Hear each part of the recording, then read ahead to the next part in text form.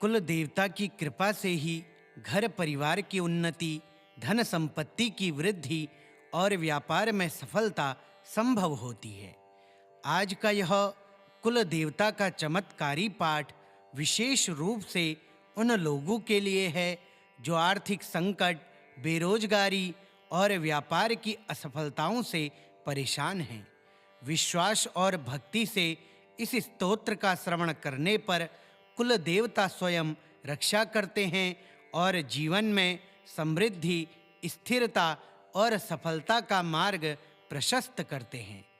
श्री कुल देवता मंडल स्तोत्रम। ओम नमः कुल मंडलाय सर्वत्र प्रभवाय च रक्ष रक्ष महादेवे सर्वतो मे शुभावः। यत्र यत्र वसाम्येवं दुःखदोष समन्वितः तत्र तत्र त्वमेवेशे दाहयाशु किलारिषु। धनं व्यापार सिद्धिश्च रोजगारोऽपि लभ्यते त्वत्पूजन प्रभावेण सदा सौख्यं ममानघे। गृहपीडावशीभूतं वास्तुदोष समन्वितं मण्डलस्मरणात् सर्वं क्षणेनैव विनश्यति। पितृदोष प्रशान्तिश्च कुलक्लेशविनाशनं त्वन्महिम्ना सदाप्येवं लभते जननीकुलं। सन्तानाभीष्टसम्पत्तिर्भ्रान्तिदुःखनिवारणं त्वत्स्मरणप्रभावेण सर्वमङ्गलमेव हि। जपस्तोत्रपठनात् पुण्यम् अक्षय्यमुपजायते। कुलदेवता महामण्डले सिद्धिरष्टगुणा भवेत्। यः पठे श्रद्धया नित्यं भक्तिभावसमन्वितः स लभे सर्वकामाश्च कुलदेवप्रसादतः। कुलमण्डलनाथेन रक्षितोऽहं निरन्तरं सदा सौख्यसमायुक्तो भूयासं जगते पते।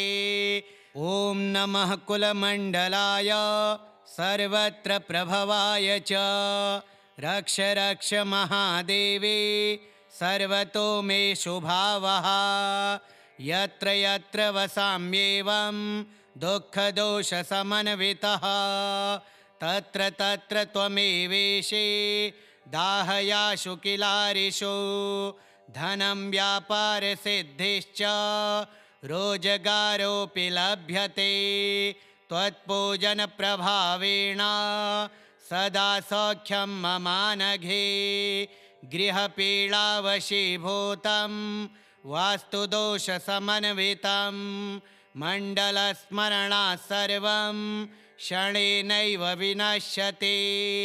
पितृदोष प्रशान्तिश्च कुलक्लेशविनाशनं त्वन्महिम्ना सदाप्येवं लभते जननीकुलं। सन्तानाभीष्टसम्पत्तिर्भ्रान्तिदुःखनिवारणं त्वत्स्मरणप्रभावेण सर्वमङ्गलमेव हि। जपस्तोत्रपठनात् पुण्यम् अक्षय्यमुपजायते। कुलदेवता महामण्डले सिद्धिरष्टगुणा भवेत्। यः पठे श्रद्धया नित्यं भक्तिभावसमन्वितः स लभे सर्वकामाश्च कुलदेवप्रसादतः। कुलमण्डलनाथेन रक्षितोऽहं निरन्तरं सदा सौख्यसमायुक्तो भूयासं जगते पते।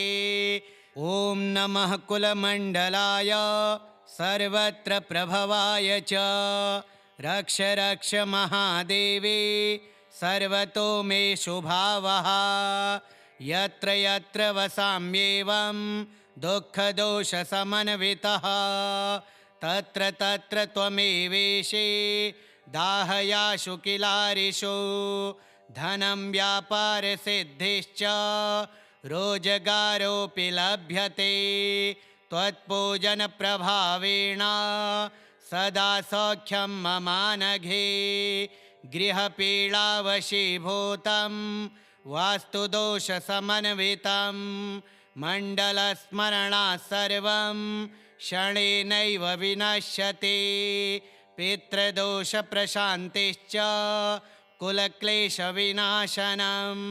त्वन्महिम्ना सदाप्येवं लभते जननीकुलं सन्तानाभीष्टसम्पत्तिर्भ्रान्तिदुःखनिवारणं त्वत्स्मरणप्रभावेण सर्वमङ्गलमेव हि जपस्तोत्रपठनात् पुण्यम् अक्षय्यमुपजायते कुलदेवता महामण्डले सिद्धिरष्टगुणा भवेत् यः पठे श्रद्धया नित्यं भक्तिभावसमन्वितः स लभे सर्वकामाश्च कुलदेवप्रसादतः कुलमण्डलनाथेन रक्षितोऽहं निरन्तरं सदा सौख्यसमायुक्तो भूयासं जगते पते।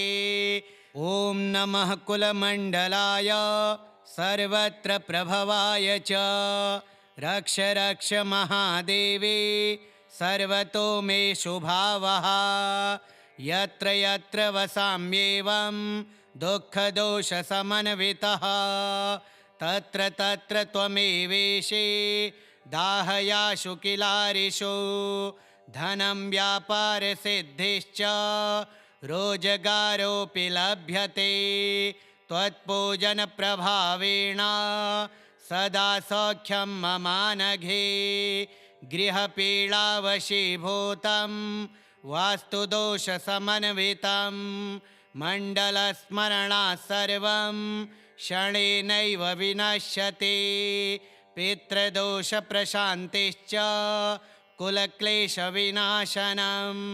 त्वन्महिम्ना सदाप्येवं लभते जननीकुलं सन्तानाभीष्टसम्पत्तिर्भ्रान्तिदुःखनिवारणं त्वत्स्मरणप्रभावेण सर्वमङ्गलमेव हि जपस्तोत्रपठनात् पुण्यम् अक्षय्यमुपजायते कुलदेवता महामण्डले सिद्धिरष्टगुणा भवेत् यः पठे श्रद्धया नित्यं भक्तिभावसमन्वितः स लभे सर्वकामाश्च कुलदेवप्रसादतः कुलमण्डलनाथेन रक्षितोऽहं निरन्तरं सदा सौख्यसमायुक्तो भूयासं जगते पते। ॐ नमः कुलमण्डलाय सर्वत्र प्रभवाय च रक्ष रक्ष महादेवी सर्वतो मे शुभावः यत्र यत्र वसाम्येवं दुःखदोषसमन्वितः तत्र तत्र त्वमेवेशे दाहयाशु किलारिषु धनं व्यापारसिद्धिश्च रोजगारोऽपि लभ्यते त्वत्पूजनप्रभावेण सदा सौख्यं ममानघे गृहपीडावशीभूतं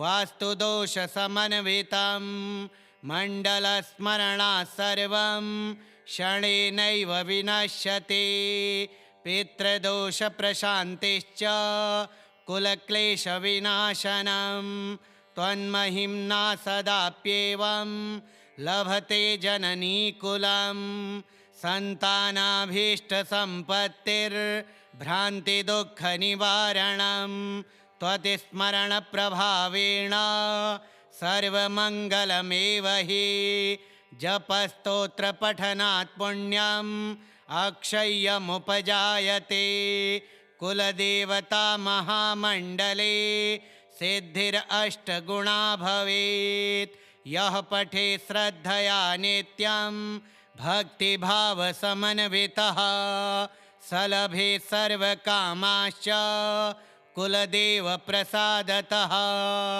कुलमण्डलनाथेन रक्षितोऽहं निरन्तरं सदा सौख्यसमायुक्तो भूयासं जगते पते। ॐ नमः कुलमण्डलाय सर्वत्र प्रभवाय च रक्ष रक्ष महादेवे सर्वतो मे शुभावः। यत्र यत्र वसाम्येवं दुःखदोषसमन्वितः तत्र तत्र त्वमेवेशे दाहयाशु किलारिषु धनं व्यापारसिद्धिश्च रोजगारोऽपि लभ्यते त्वत्पूजनप्रभावेण सदा सौख्यं ममानघे गृहपीडावशीभूतं वास्तुदोषसमन्वितं मण्डलस्मरणात् सर्वं क्षणेनैव विनश्यति पितृदोषप्रशान्तिश्च कुलक्लेशविनाशनं त्वन्महिम्ना सदाप्येवं लभते जननीकुलं सन्तानाभीष्टसम्पत्तिर्भ्रान्तिदुःखनिवारणं त्वतिस्मरणप्रभावेण सर्वमङ्गलमेव हि जपस्तोत्रपठनात् पुण्यम् अक्षय्यमुपजायते कुलदेवता महामण्डले सिद्धिरष्टगुणा भवेत् यः पठे श्रद्धया नित्यं भक्तिभावसमन्वितः सलभे सर्वकामाश्च कुलदेवप्रसादतः कुलमण्डलनाथेन रक्षितोऽहं निरन्तरं सदा सौख्यसमायुक्तो भूयासं जगते पते। ॐ नमः कुलमण्डलाय सर्वत्र प्रभवाय च रक्ष रक्ष महादेवे सर्वतो मे शुभावः। यत्र यत्र वसाम्येवं दुःखदोषसमन्वितः तत्र तत्र त्वमेवेशे दाहयाशु किलारिषु धनं व्यापारसिद्धिश्च रोजगारोऽपि लभ्यते त्वत्पूजनप्रभावेण सदा सौख्यं ममानघे गृहपीडावशीभूतं वास्तुदोषसमन्वितं मण्डलस्मरणात् सर्वं क्षणेनैव विनश्यति पितृदोषप्रशान्तिश्च कुलक्लेशविनाशनं त्वन्महिम्ना सदाप्येवं लभते जननीकुलं सन्तानाभीष्टसम्पत्तिर्भ्रान्तिदुःखनिवारणं त्वतिस्मरणप्रभावेण सर्वमङ्गलमेव हि जपस्तोत्रपठनात् पुण्यम् अक्षय्यमुपजायते कुलदेवता महामण्डले सिद्धिरष्टगुणा भवेत् यः पठे श्रद्धया नित्यं भक्तिभावसमन्वितः सलभे सर्वकामाश्च कुलदेवप्रसादतः कुलमण्डलनाथेन रक्षितोऽहं निरन्तरं सदा सौख्यसमायुक्तो भूयासं जगते पते। ॐ नमः कुलमण्डलाय सर्वत्र प्रभवाय च रक्ष रक्ष महादेवे सर्वतो मे शुभावः।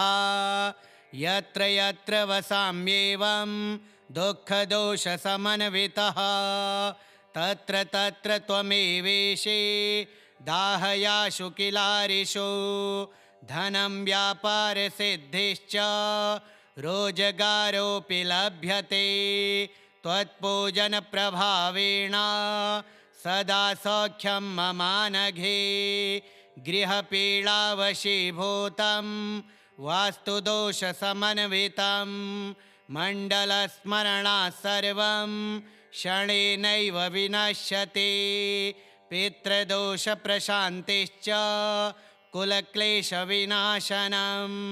त्वन्महिम्ना सदाप्येवं लभते जननीकुलं सन्तानाभीष्टसम्पत्तिर्भ्रान्तिदुःखनिवारणं त्वतिस्मरणप्रभावेण सर्वमङ्गलमेव हि जपस्तोत्रपठनात् पुण्यम् अक्षय्यमुपजायते कुलदेवता महामण्डले सिद्धिरष्टगुणा भवेत् यः पठे श्रद्धया नित्यं भक्तिभावसमन्वितः स लभे सर्वकामाश्च कुलदेवप्रसादतः कुलमण्डलनाथेन रक्षितोऽहं निरन्तरं सदा सौख्यसमायुक्तो भूयासं जगते पते। ॐ नमः कुलमण्डलाय सर्वत्र प्रभवाय च रक्ष रक्ष महादेवी सर्वतो मे शुभावः यत्र यत्र वसाम्येवं दुःखदोषसमन्वितः तत्र तत्र त्वमेवेशे दाहयाशु किलारिषु धनं व्यापारसिद्धिश्च रोजगारोऽपि लभ्यते त्वत्पूजनप्रभावेण सदा सौख्यं ममानघे गृहपीडावशीभूतं वास्तुदोषसमन्वितं मण्डलस्मरणात् सर्वं क्षणेनैव विनश्यते पितृदोषप्रशान्तिश्च कुलक्लेशविनाशनं त्वन्महिम्ना सदाप्येवं लभते जननीकुलं सन्तानाभीष्टसम्पत्तिर्भ्रान्तिदुःखनिवारणं त्वतिस्मरणप्रभावेण सर्वमङ्गलमेव हि जपस्तोत्रपठनात् पुण्यम् अक्षय्यमुपजायते कुलदेवता महामण्डले सिद्धिरष्टगुणा भवेत् यः पठे श्रद्धया नित्यं भक्तिभावसमन्वितः स लभे सर्वकामाश्च कुलदेवप्रसादतः कुलमण्डलनाथेन रक्षितोऽहं निरन्तरं सदा सौख्यसमायुक्तो भूयासं जगते पते। ॐ नमः कुलमण्डलाय सर्वत्र प्रभवाय च रक्ष रक्ष महादेवी सर्वतो मे शुभावः यत्र यत्र वसाम्येवं दुःखदोषसमन्वितः तत्र तत्र त्वमेवेशे दाहयाशु किलारिषु धनं व्यापारसिद्धिश्च रोजगारोऽपि लभ्यते त्वत्पूजनप्रभावेण सदा सौख्यं ममानघे गृहपीडावशीभूतं वास्तुदोषसमन्वितं मण्डलस्मरणात् सर्वं क्षणेनैव विनश्यते पितृदोषप्रशान्तिश्च कुलक्लेशविनाशनं त्वन्महिम्ना सदाप्येवं लभते जननीकुलं सन्तानाभीष्टसम्पत्तिर्भ्रान्तिदुःखनिवारणं त्वतिस्मरणप्रभावेण सर्वमङ्गलमेव हि जपस्तोत्रपठनात् पुण्यम् अक्षय्यमुपजायते कुलदेवता महामण्डले सिद्धिरष्टगुणा भवेत् यः पठे श्रद्धया नित्यं भक्तिभावसमन्वितः स लभे सर्वकामाश्च कुलदेवप्रसादतः कुलमण्डलनाथेन रक्षितोऽहं निरन्तरं सदा सौख्यसमायुक्तो भूयासं जगते पते। ॐ नमः कुलमण्डलाय सर्वत्र प्रभवाय च रक्ष रक्ष महादेवे सर्वतो मे शुभावः। यत्र यत्र वसाम्येवं दुःखदोषसमन्वितः तत्र तत्र त्वमेवेशे दाहयाशु किलारिषु। धनं व्यापारसिद्धिश्च रोजगारोऽपि लभ्यते त्वत्पूजनप्रभावेण सदा सौख्यं ममानघे। गृहपीडावशीभूतं वास्तुदोषसमन्वितं मण्डलस्मरणात् सर्वं क्षणेनैव विनश्यते। पितृदोषप्रशान्तिश्च कुलक्लेशविनाशनं त्वन्महिम्ना सदाप्येवं लभते जननीकुलं। सन्तानाभीष्टसम्पत्तिर्भ्रान्तिदुःखनिवारणं त्वत्स्मरणप्रभावेण सर्वमङ्गलमेव हि। जपस्तोत्रपठनात् पुण्यम् अक्षय्यमुपजायते कुलदेवता महामण्डले सिद्धिरष्टगुणा भवेत्। यः पठे श्रद्धया नित्यं भक्तिभावसमन्वितः स लभे सर्वकामाश्च कुलदेवप्रसादतः। कुलमण्डलनाथेन रक्षितोऽहं निरन्तरं सदा सौख्यसमायुक्तो भूयासं जगते पते।